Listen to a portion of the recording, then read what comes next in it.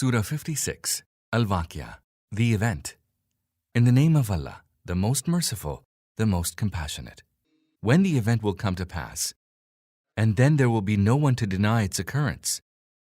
A calamitous event that shall turn things upside down. When the earth will suddenly shake with a terrible shaking, and the mountains will crumble, and will scatter abroad into fine dust. You shall then become three groups.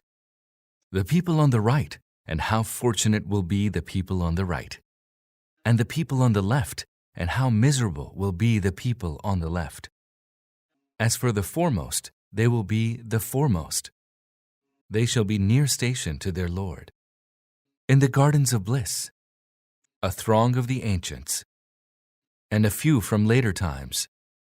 They will be seated on gold-encrusted couches, reclining on them, arrayed face to face.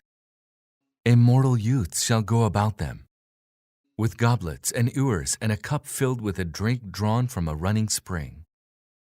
A drink by which their minds will not be clouded, nor will it cause drunkenness.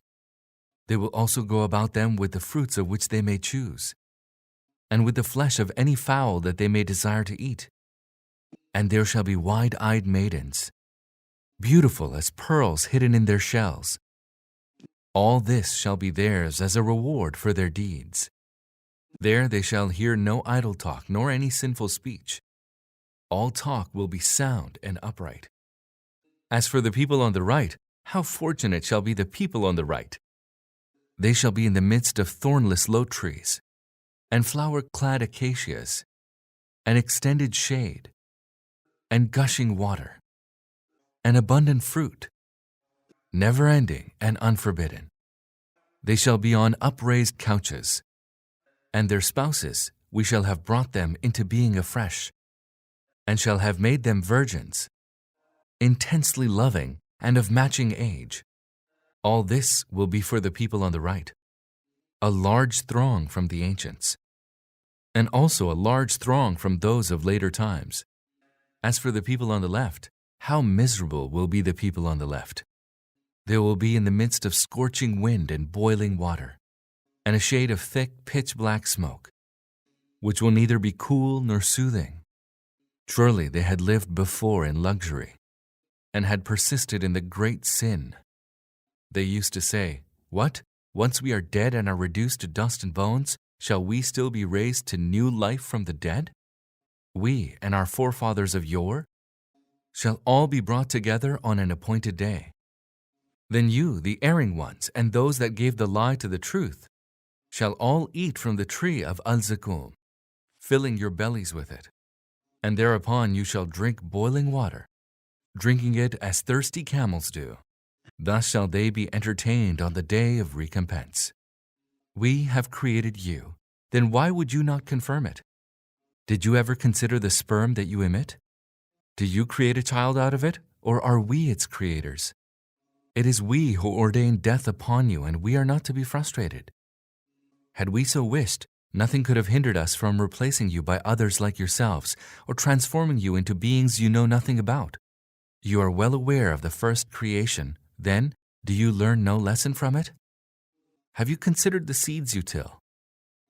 Is it you or we who make them grow?